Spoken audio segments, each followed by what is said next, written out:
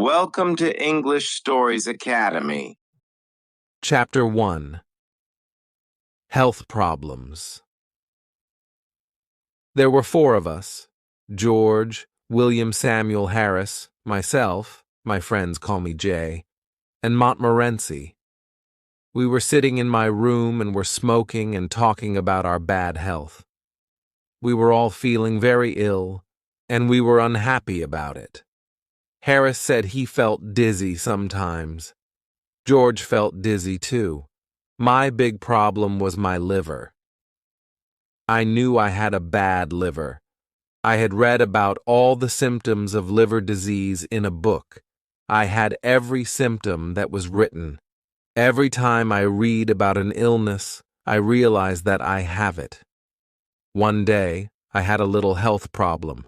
I went to the British Museum library to read about it. After some time, I began reading about another illness. I don't remember the name now, but it was something terrible. I knew I had that terrible illness too. I began reading the book from the letter A to the letter Z. I had the symptoms of all the diseases in the book, except for one. I didn't have housemaid's knee. This made me a bit unhappy. Why didn't I have housemaid's knee too? With all the diseases I had, I knew my life was short. I tried to examine myself. I tried to feel my heart. I tried to look at my tongue. When I had walked into the library, I had been a happy, healthy man. When I left it, I was a very ill man. I went to see my doctor. He is an old friend. Whenever I think I am ill, he examines me and says I am fine. A doctor really must have practice. This time, I thought, he will get more practice with me than with 1,000 normal patients. After all, normal patients have only 1 or 2 diseases each. "Well, what's wrong with you?" he asked. I said, "If I tell you what is wrong with me, you will die before I finish. Life is too short. I'll tell you what is not wrong with me. I don't have housemaid's knee, but I have everything else." I told him about what I had read at the library. He looked at me carefully. He listened to my heart and looked at my tongue. After that, he wrote a prescription and gave it to me. I put it in my pocket and went out. I didn't read the prescription. I took it to the chemist's and gave it to him. He read it and gave it back to me. He said, "I don't have the things on the prescription." "But you're a chemist, aren't you?" I asked. He said, "You're right, sir. I'm a chemist. I don't have a shop and a hotel." I read the prescription. It said, "Every 6 hours, lb of good, fresh meat, pint of beer, every morning, 10-mile walk, go to bed no later than I o'clock each night, and don't read books about things you don't understand." I followed the doctor's prescription. It saved my life. I now feel rather well, except for my liver problem. The main symptom of liver disease is a general feeling of sleepiness and no interest in working. I have suffered from this illness ever since I was a boy. Medical science was not advanced in those days. Doctors did not know that I had liver illness. They thought I was lazy. People called me a lazy little devil and said, "Go and do your work." They did not know I was ill with liver disease. Instead of giving me liver pills, they gave me blows on the head. Those blows were good for me, because after each blow I went to do my work. That old remedy worked better than a box of modern pills. That evening, George, William Harris, and I sat in my room. We described our illnesses. I explained to George and William Harris how I felt in the morning. William Harris told us how he felt when he went to bed. Then George stood up and told us how he felt at night. George always thinks he is ill. but there is really nothing wrong with him. At that moment, Mrs. Poppets, the housekeeper, I served our dinner. We were not hungry. We ate some meat, onions, and cake. We had no interest in food. We began talking about our illnesses again. We all knew that our illnesses were caused by too much work. "We need a rest," said Harris. "A rest and a change," George added. "Our minds are tired from too much work. We must rest our minds." "Let's go to the countryside," I said. "We'll find a nice, quiet place with no people." Harris said, "Oh, how boring! In the country, everyone goes to bed at 8 o'clock. You can't even find a newspaper. If you want a rest and a change, then the best place is the sea." "What a terrible idea," I said. "A sea trip gives you seasickness. Who wants a whole week of seasickness? You leave on Monday and you're feeling well. On Tuesday you feel worse. Then on Wednesday you're really sick. On Thursday and Friday you're almost dead. On Saturday you can finally drink a few teaspoons of tea. On Sunday you can walk again and eat some food. Then on Monday you're happy because it's time to get off the boat." So George said, "Let's go up the river. We'll have fresh air and quiet on the river. The hard work on the boat will make us hungry, so we'll enjoy our food. We'll be so tired at the end of the day that we'll sleep well." Harris said, "You don't have any trouble sleeping, George. There are only 24 hours in the day, and you sleep most of that time. If you sleep any more, you're dead. However, I like your idea of a holiday on the River Thames." I liked it too. George was surprised that we both liked his idea.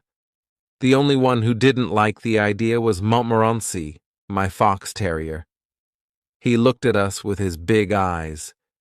"You like the idea, but I don't," his face said. "On the river there's nothing for me to do. I don't like looking at the trees. I certainly don't smoke. If I see a rat, you won't stop the boat so I can run after it. When I'm asleep, you'll probably rock the boat and I'll fall into the river. The whole idea is stupid." We were 3-1, so we decided to go on the river trip.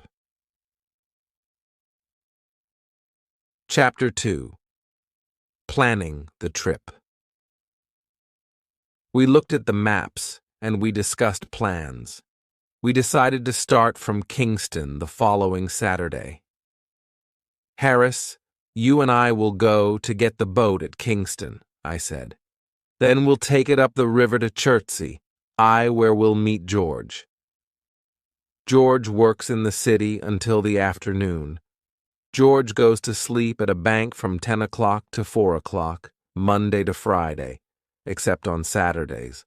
On Saturdays, they wake him up at 2 o'clock and put him outside the door." The next problem was where to sleep at night. George and I didn't want to sleep at inns. We wanted to camp out in the middle of nature. "How beautiful," we said. "Sleeping in the country, under the stars, by the river." "I can imagine it all," I said. There is a golden sunset. The river is moving along quietly. The forest is full of trees and birds. The grass around us is green, and little flowers grow here and there. Soon it is dark. We row our boat into a quiet corner on the river. We put up our tent and cook a simple, healthy meal. We all sit around a warm fire and eat our meal. We look up and see the moon and the stars. Then we sit in silence. How wonderful this is. We go to bed, and then we dream under the stars. We dream that the world is young again. As we all sat there dreaming, Harris said, "What happens if it rains?" There is nothing poetic about Harris. He is not romantic at all. If Harris ever has tears in his eyes, he is eating raw onions.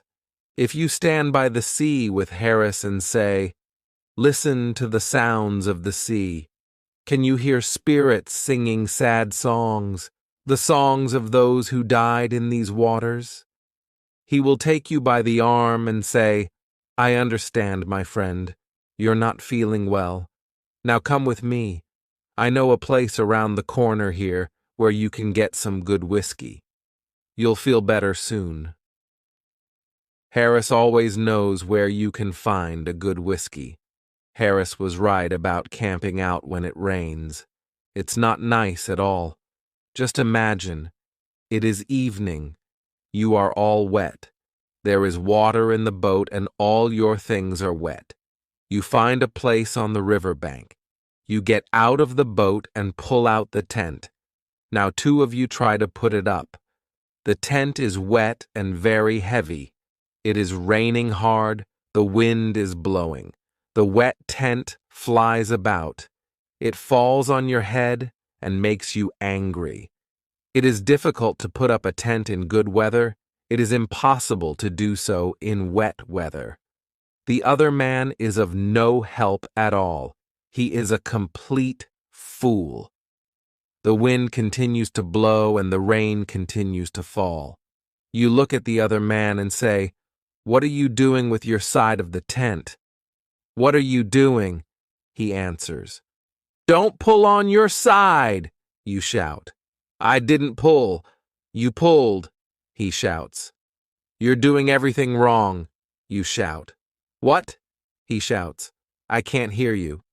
"You don't know how to put up a tent. We'll never put up this tent," you say. At this point, the third man has pulled the boat out of the water. He is completely wet. He wants to know why the tent isn't up yet. Everyone is wet and angry. Harris was right. Camping out in rainy weather is not a good idea. We decided to camp out in good weather and sleep at an inn or a hotel in bad weather. Montmorency agreed with this decision. He likes inns and hotels. Montmorency doesn't like the quiet life. He prefers noise and confusion. He looks like a good, well-behaved dog. But he's not. When you look at Montmorency, you see an angel from paradise in the form of a small fox terrier. You think he is a sweet, gentle little dog. When old ladies and gentlemen look at him, tears come to their eyes. When he killed 12 chickens, and I paid for them, I changed my opinion of Montmorency. In 1 year, he had 114 street fights with other dogs. An angry woman brought me her dead cat and called me a murderer. Montmorency loves to join the worst dogs. He then takes them around town to fight other dogs. This is his idea of a happy life. Chapter 3 Packing. The following evening, we met again to discuss our plans. Harris said, "Now, we must decide what to take with us. You get a piece of paper, Jay, and you get a pencil, George. I'll write the list." Harris is always like this. He tells everyone what to do, and he does nothing. My old Uncle Podger was just like Harris. When Uncle Podger did a job, everybody in the house helped. One day, Uncle Podger bought a picture. Aunt Podger asked, "Where can we put this picture?" "Leave it to me. Don't worry about it. I'll do it all," Uncle Podger said. He sent one of the girls to buy the nails. Then, he sent one of the boys to tell her the size of the nails. He sent Bill to get the hammer, and he sent Tom to get the ruler. "Now get me a kitchen chair, Jim. I need 2 people to hold the chair. Maria, come here and hold the light. Tom, come here and give me the nail." He finally had the nail in his hand, but it fell on the floor. Everyone looked everywhere for the nail. When someone finally found it, Uncle Podger lost the hammer. "Where's the hammer? Where did I put the hammer? Help me find the hammer." When we found the hammer, he lost the place on the wall to put the picture, so each one of us climbed up on the chair to look for the place. Each one thought it was a different place. When Uncle Podger climbed up on the chair, he fell on the piano. Aunt Podger was very angry. She said, "The next time you put a picture on the wall, please tell me. I'll go and spend a week with my mother." Uncle Podger tried again and again. At midnight, the picture was on the wall. However, it was not straight. The wall was dirty. Everyone was tired and unhappy. Uncle Podger looked at the picture and said, "It was such an easy job." I told Harris, "You get the paper and pencil. George will write the list and I'll do the work." The first list was too long. We threw it away. We started another list.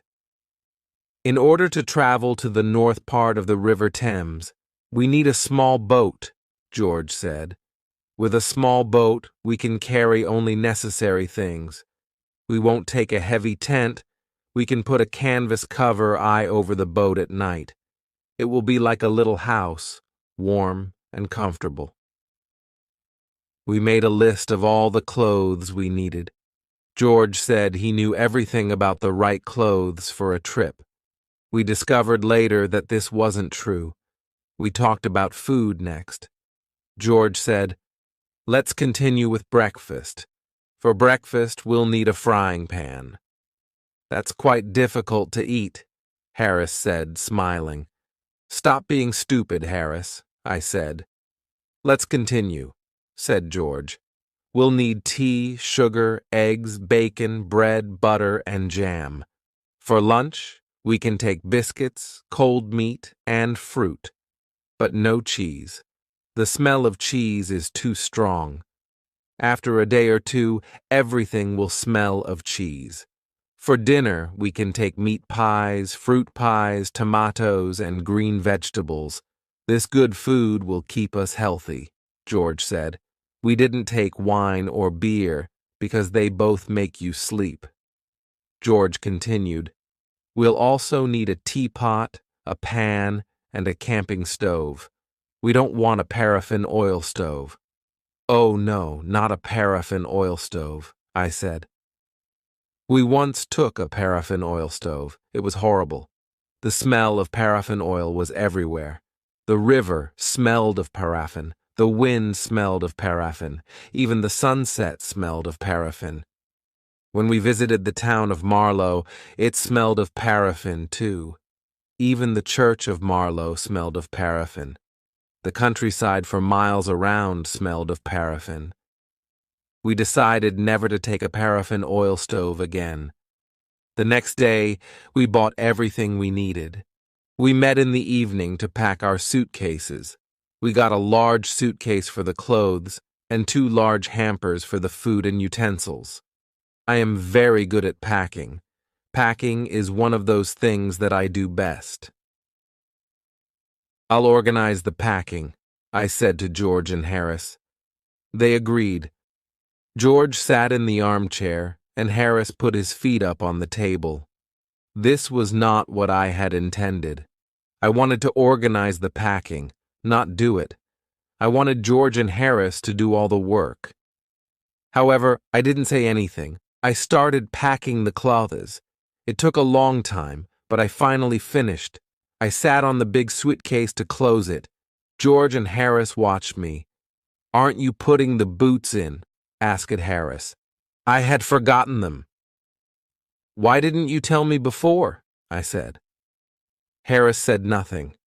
George laughed. I was furious. I opened the suitcase again and packed the boots. Then, an awful idea came to me.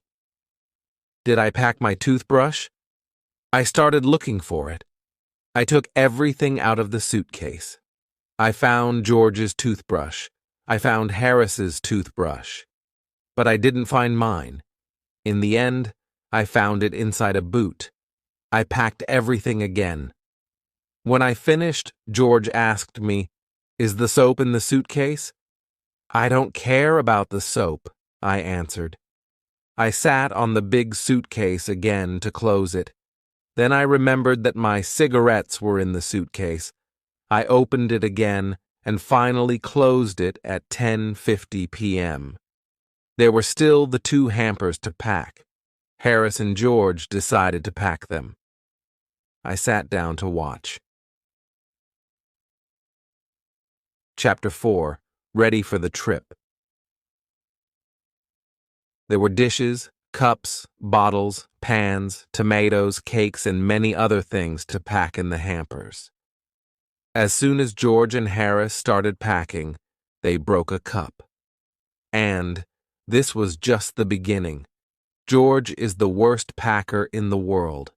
When George dies, Harris will be the worst packer in the world. They walked on things and broke them. Harris put a big jar of jam on top of a tomato and crushed it. George stepped on a big packet of butter, and Harris sat on it. Soon there was butter everywhere. They packed the pies in the hamper.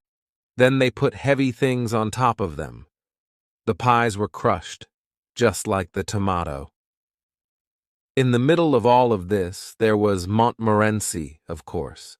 He put his leg in the sugar, and soon there was sugar everywhere. He ran away with the teaspoons. He pretended that the lemons were rats and killed 3 of them. This was Montmorency's idea of fun. At 1 in the morning, the packing was finished. We were ready for bed.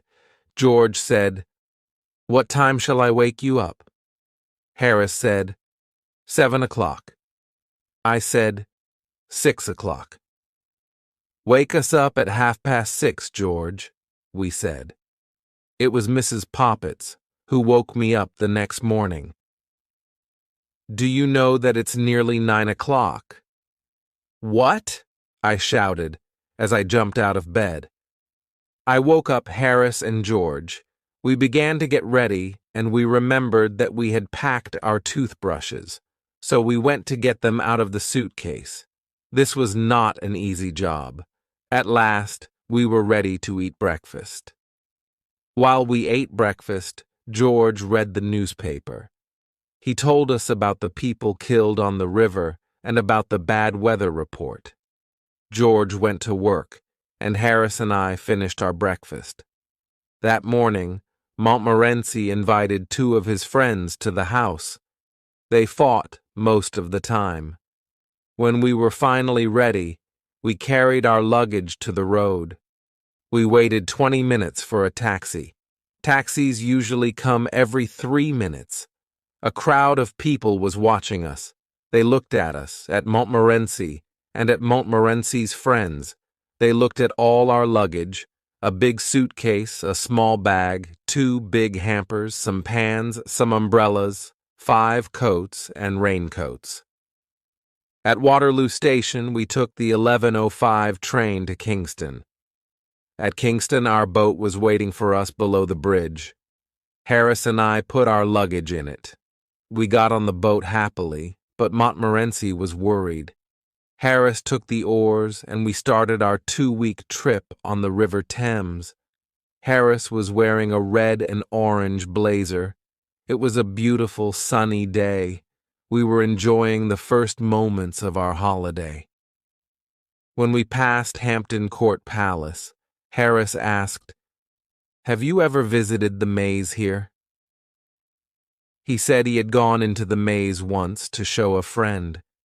He studied a map of the maze before going in. He knew it was very easy to get out again. Harris said to his friend, "We'll go in and walk around for 10 minutes. Then we'll come out and have lunch. It's very easy. Take the first turn to the right each time." In the maze, they met some people who had been there for 45 minutes. They wanted to get out because they were lost.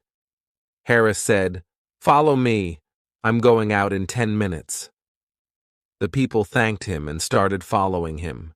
Other people began following Harris, too. Some of them were worried and afraid. He continued turning to the right, but he was still in the maze. Harris got lost. The people were angry with him. They all started calling for help. A young keeper 4 heard them and came to help, but he got lost, too.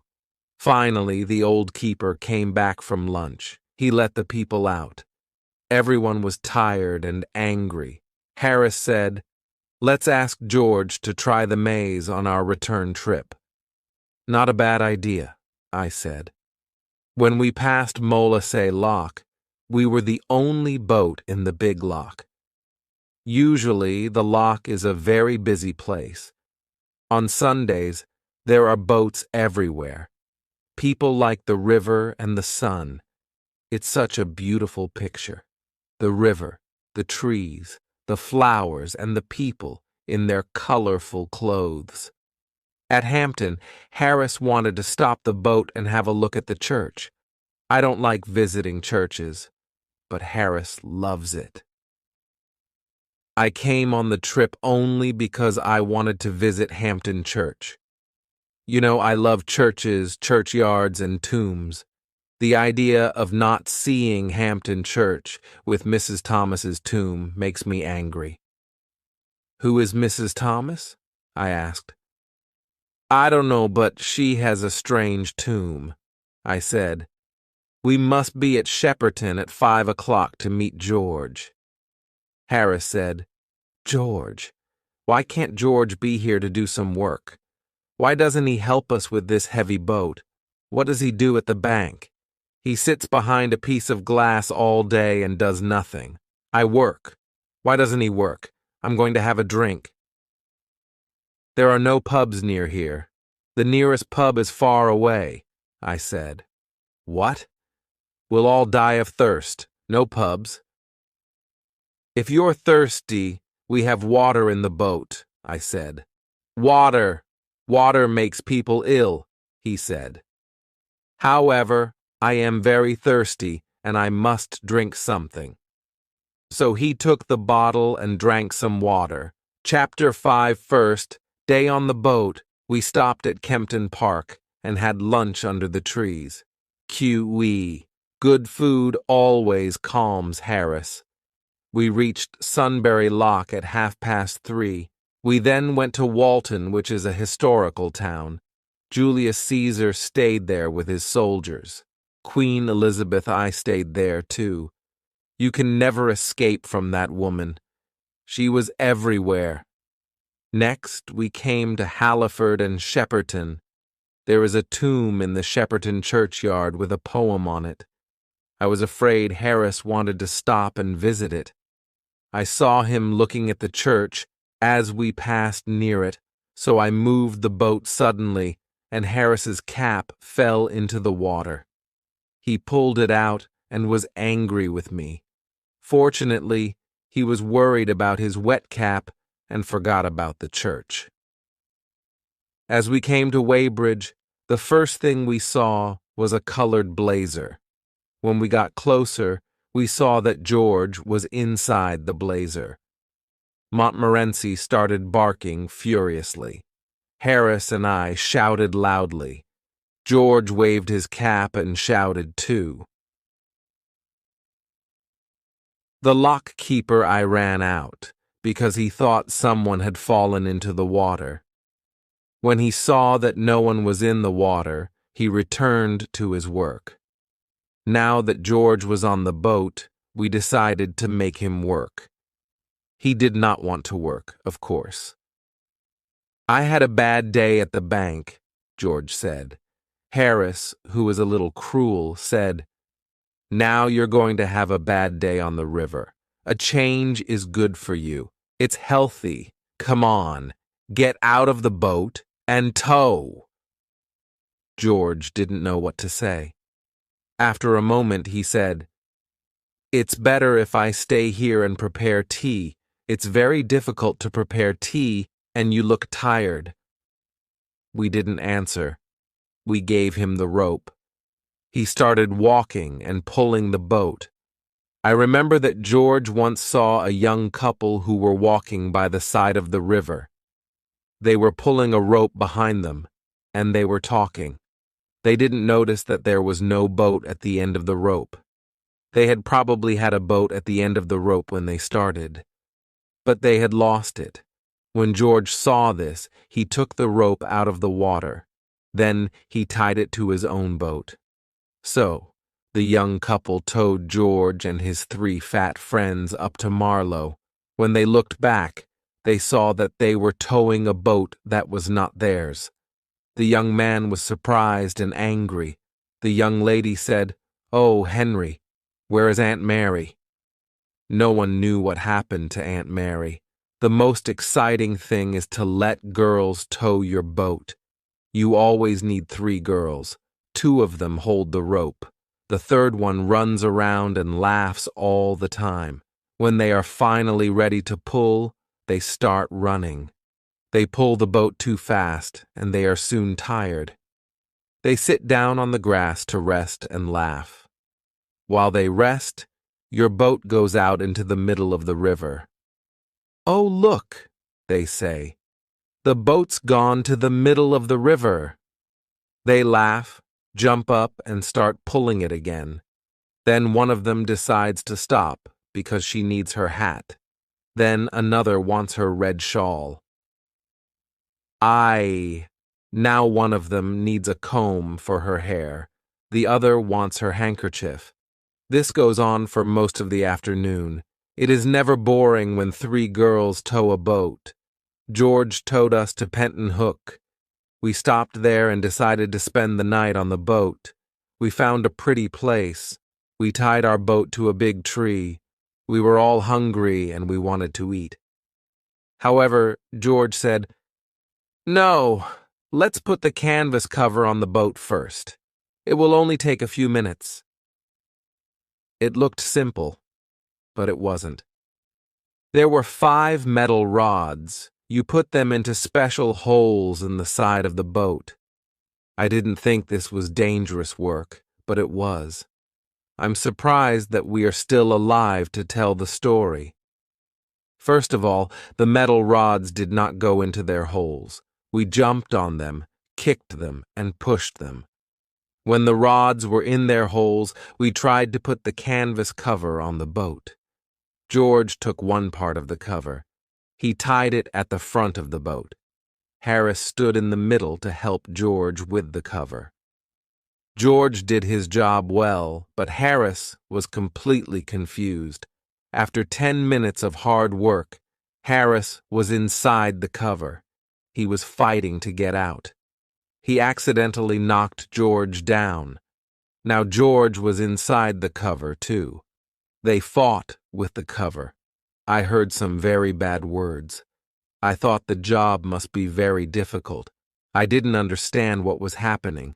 George and Harris had told Montmorency and me to stand at the back of the boat. We did exactly that. We waited quietly. We saw the cover moving violently, but we thought this was the correct method. After a long time, we heard George shout, "We can't breathe under here. Why don't you help us, you idiot?" When someone calls for help, I always answer. I went to help them. Poor Harris. His face was almost black. Chapter 6. Harris makes scrambled eggs. As soon as the cover was in place, we started to prepare supper. We wanted some hot water to make tea. We put the tea kettle on the stove. We pretended that we were not interested in the water. We wanted the water to think that we did not care about it. We began to prepare supper. This was the only way to make the water boil on a boat. If the water knows you are waiting for it, it will never get hot. You must not look at it. It's a good idea to shout, "I don't want any tea. Do you, George?" George shouts back, "Oh no, I don't like tea. I'll have milk." "And you, Harris?" "Tea is terrible. I never drink it. I'll have lemonade." This makes the water very angry. At this point, the water will boil. We really wanted that supper. We needed that supper. For 35 minutes, nobody spoke. We just ate and ate. Finally, we all had full stomachs, and we were happy. A full stomach makes you feel kind and generous. We sat and smiled at each other. We smiled at Montmorency, too. We started smoking our pipes and began to talk. We went to bed at 10 o'clock. I didn't sleep well. I wasn't comfortable in the boat. I woke up at 6 o'clock the next morning, and George did too. There was no reason to wake up so early. We were on holiday. Why did we wake up so early? It never happens to us when we're working. We decided to wake up Harris. This was hard work. We used an oar to help us. Harris moved a bit and said, "I'll be downstairs in a minute. Get my best boots ready, please." We tried again with a boat hook. Harris sat up suddenly, and Montmorency fell off the bed. We pulled up the canvas cover, and all four of us looked out at the river.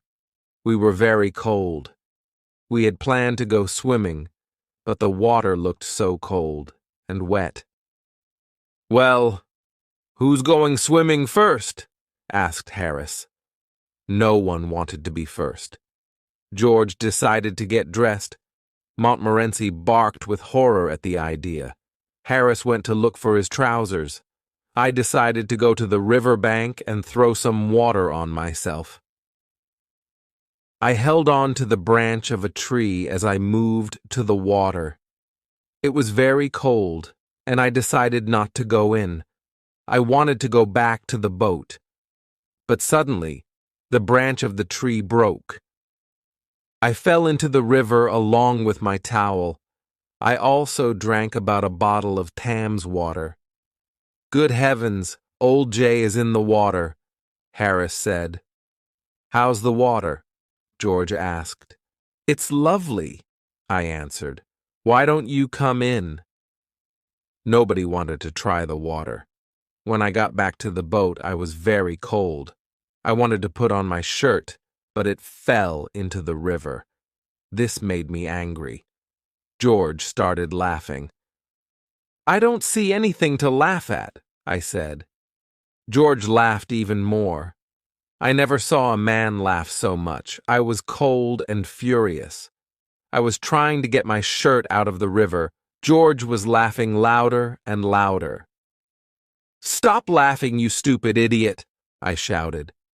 When I finally pulled the shirt out of the river, I saw that it wasn't mine. It was George's shirt. I started laughing, too. I laughed so much that I dropped the shirt into the river again. "Aren't you going to get it out?" said George, who continued laughing. I didn't answer him for a while because I was laughing so much. At last I said, "It isn't my shirt. It's yours." I never saw a man's face change so quickly. "What?" he shouted. "You donkey, why can't you be careful with things? Why don't you go and get dressed on the river bank? People like you don't know how to live on a boat." I tried to tell him how funny it was, but he didn't understand. George is a little slow at understanding a joke sometimes.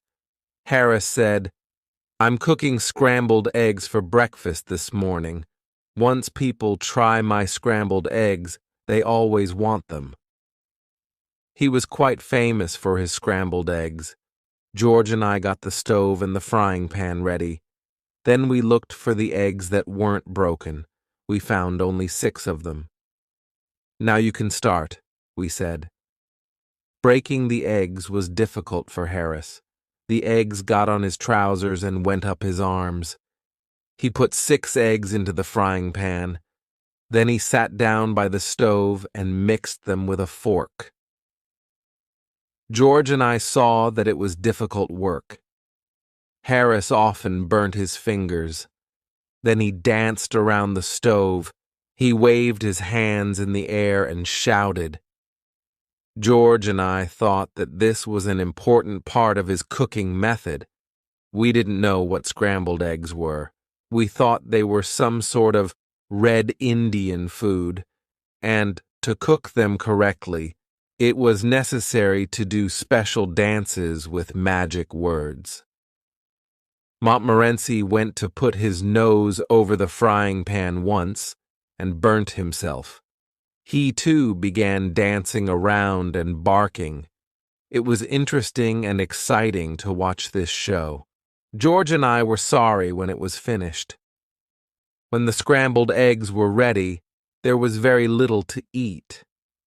6 eggs had gone into the pan, but all that came out was a teaspoonful of burnt eggs. "The problem is the frying pan," Harris said. "I need another type of pan and another stove." We decided not to try scrambled eggs again until Harris had the right pan and stove. Chapter 7. The Laughing Tin.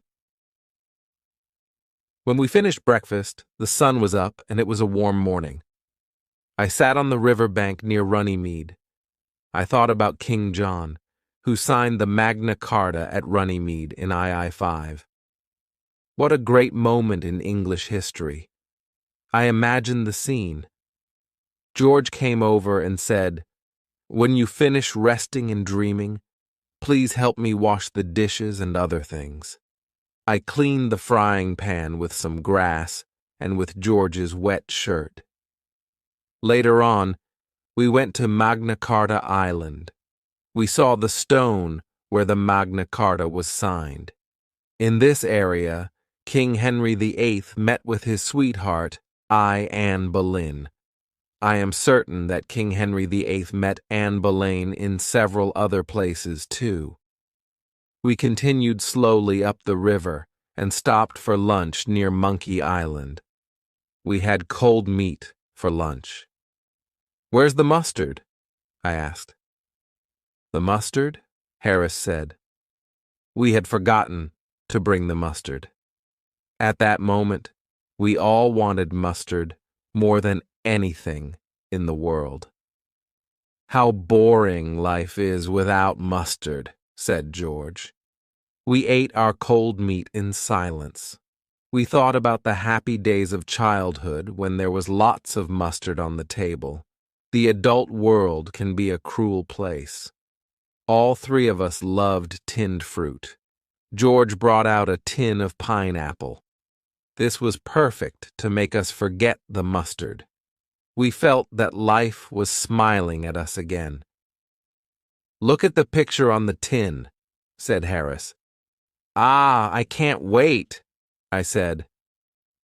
"I'm dreaming about the sweet juice," George said. Harris got a spoon ready. Then we looked for the tin opener. We took everything out of the 2 hampers.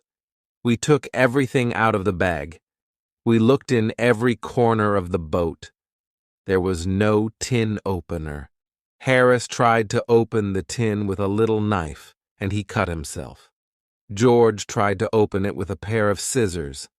The scissors flew up and almost cut his eye. I tried to open it with a piece of metal. I did something wrong because I fell into the river. The tin flew away and broke a teacup. Then we all got angry. I started hitting the tin with a piece of wood. Harris hit the tin, and so did George. We changed its shape. We made it square, we made it round, then we made it flat. But we still couldn't open it. The tin looked at us and seemed to be laughing. It was ugly, and it frightened us. I threw it in the river. Then we rowed away and didn't stop until we reached Maidenhead. It was evening, and a strong wind started blowing. The wind was behind us, and we put up the sail quickly. The wind blew, and the boat flew up the river. I was steering, the boat, and George and Harris were enjoying the trip. Sailing is exciting. It's almost like flying. You feel that you are part of nature. We were alone, and we flew along the river. Far in the distance, we saw a small fishing boat. There were 3 fishermen in it. The sun was going down, and there was a red light on the water. The river seemed magic. It was like a dream. We felt that we were sailing into a strange land. We did not sail into a strange land. We sailed straight into the fishing boat with the 3 old fishermen. At first, we didn't know what was happening. But when we heard the bad words that came from the other boat, we knew we were near people. We also knew that those people were not happy. The 3 old fishermen fell off their seats. There were fish all over them. They slowly tried to get up. As they did this, they cursed us. They didn't curse us with common curses. They used long, special curses. They also cursed our parents, families, friends, neighbors, pets, and jobs. These curses were for the present and the future. Harris stood up and said, "Be thankful for a bit of excitement in your lives. Your lives must be so boring, just sitting and fishing all day. My friends and I are very unhappy to hear men of your age use such bad words." The 3 old men did not agree with Harris. "I'll steer the boat now, Jay," said George. "An intelligent man like you must do better things. Leave the steering to me before we all drown." Chapter 8. Montmorency Meets a Cat. At Marlow, we left our boat by the bridge. We spent the night at the Crown Hotel. The next morning we went swimming before breakfast. On the way back, Montmorency met a cat. Montmorency and I don't agree on cats. I like cats. Montmorency doesn't. When I meet a cat, I stop and say hello. I pet-eye it gently. The cat is happy, and I am too. When Montmorency meets a cat, the whole street knows about it. A lot of bad words fly through the air. As soon as Montmorency saw the cat, he barked with happiness. The cat was walking slowly across the street. Montmorency ran after the cat.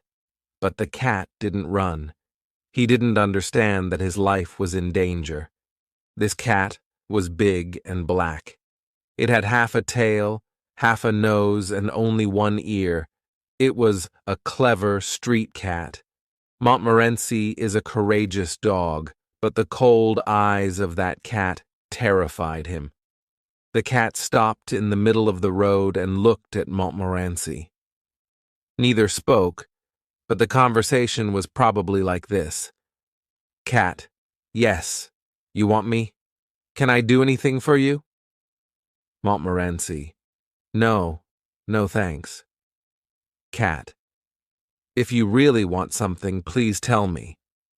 Montmorency, walking backwards, "Oh no, not at all. Don't disturb yourself. I'm afraid I made a mistake. I thought I knew you. Sorry I disturbed you." Cat, "Not at all. It's a pleasure. Are you sure you don't want anything now?" Montmorency, still walking backwards, "No, thanks. Nothing at all, thanks." "Very kind of you." "Good morning." Cat, "Good morning." The cat got up and walked away. Montmorency came back and followed us quietly. He was silent all day long.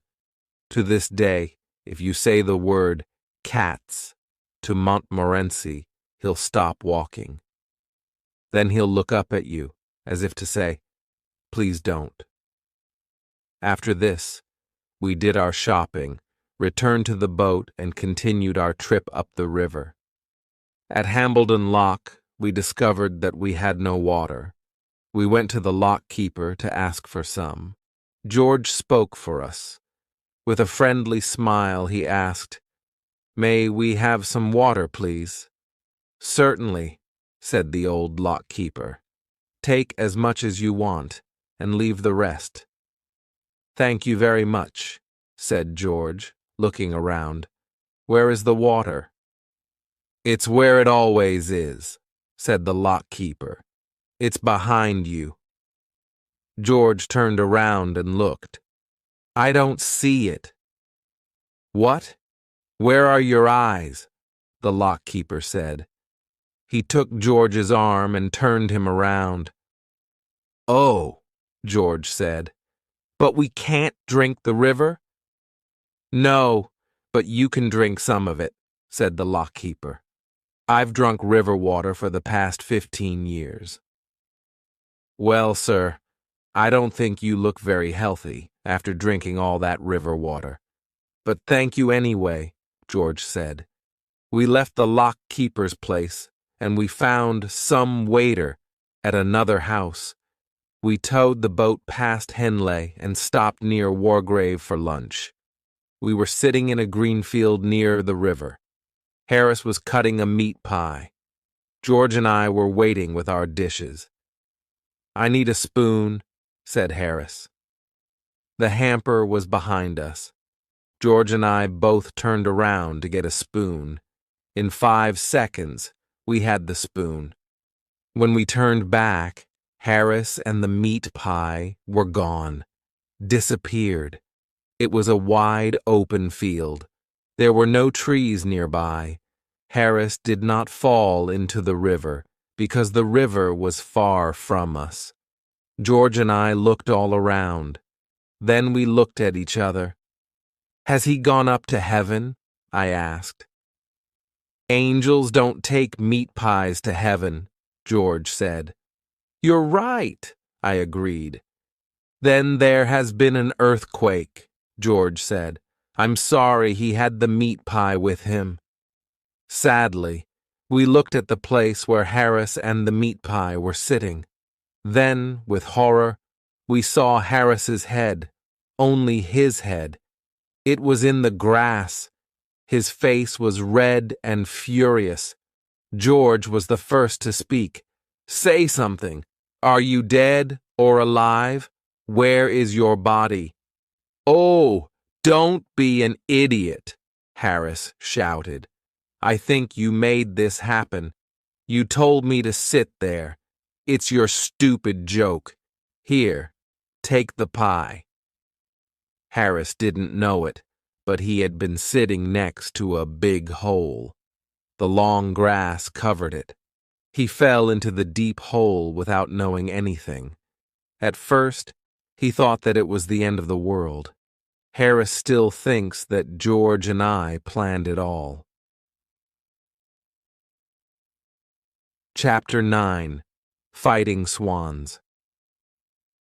After lunch, a gentle wind pushed us up the river past Wargrave and Shiplake. We got out of the boat at Sunning and walked around the village. Sunning is a lovely village. Everything is clean and beautiful.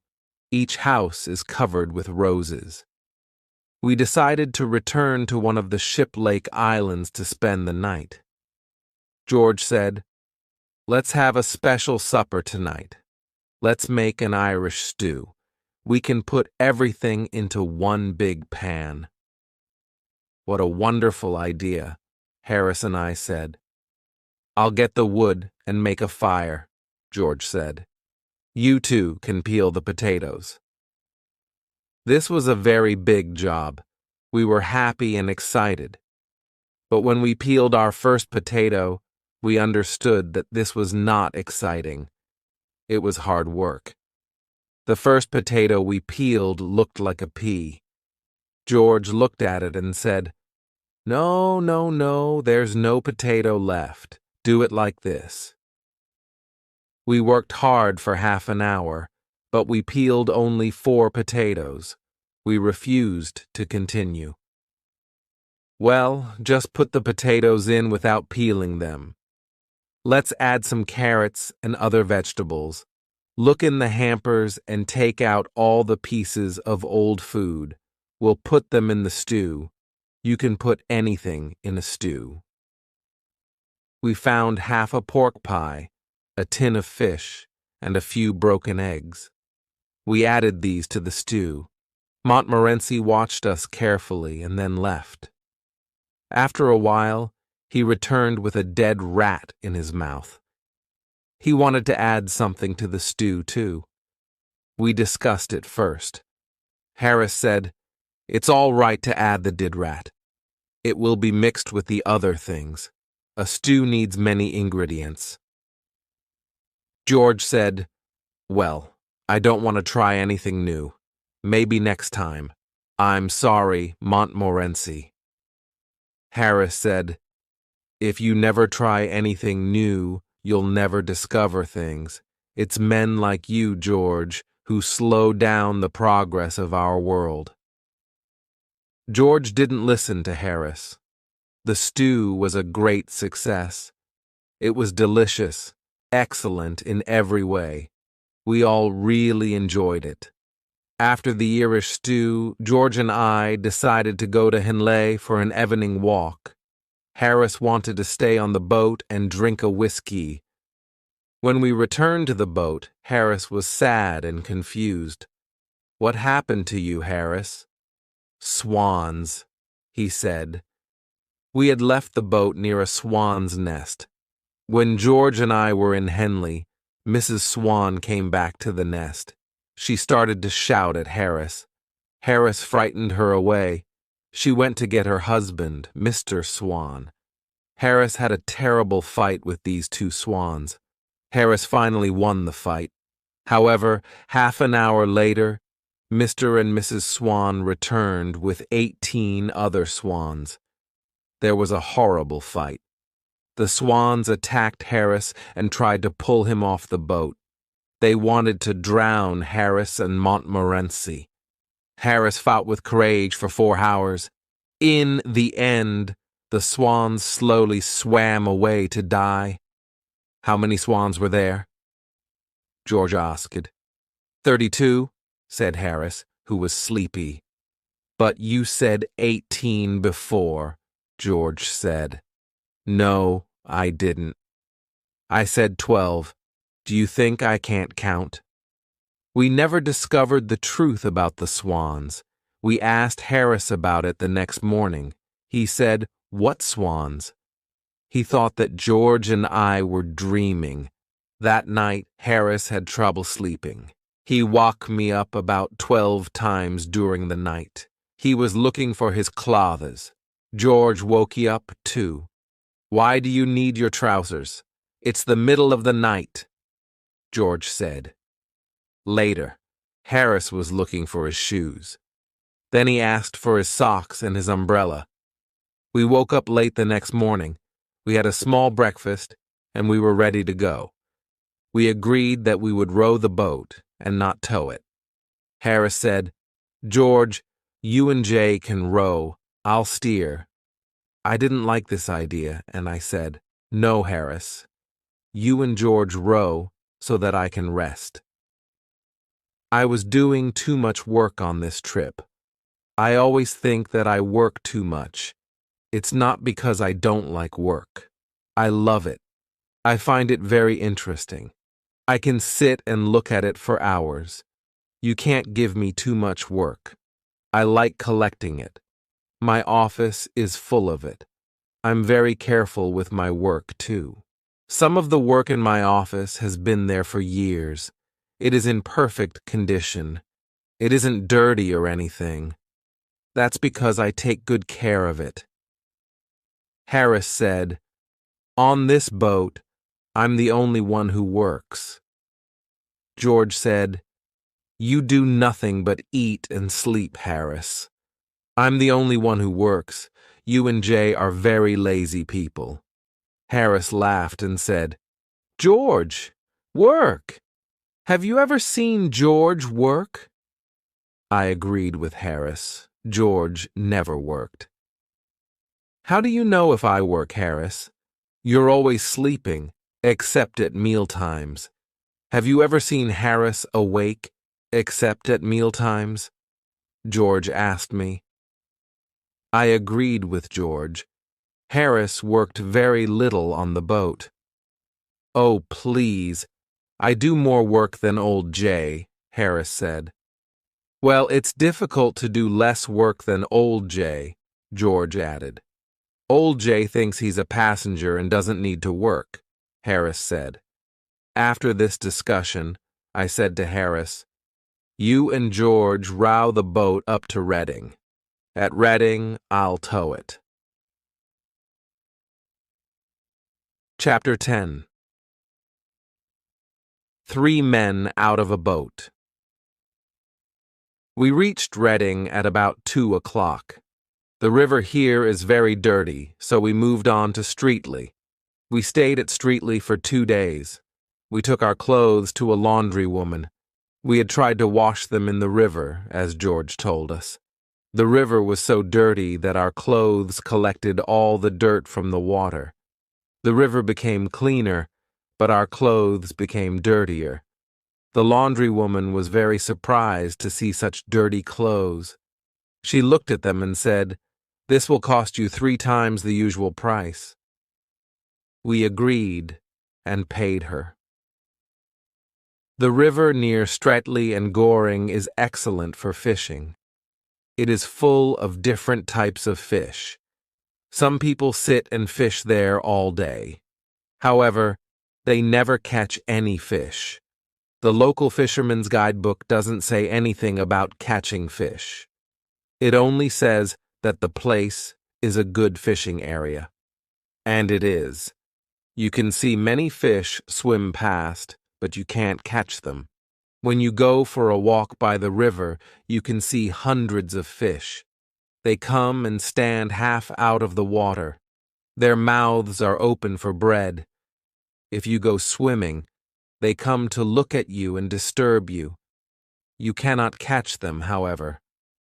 We passed by Wallingford and Dorchester. Both are ancient British towns.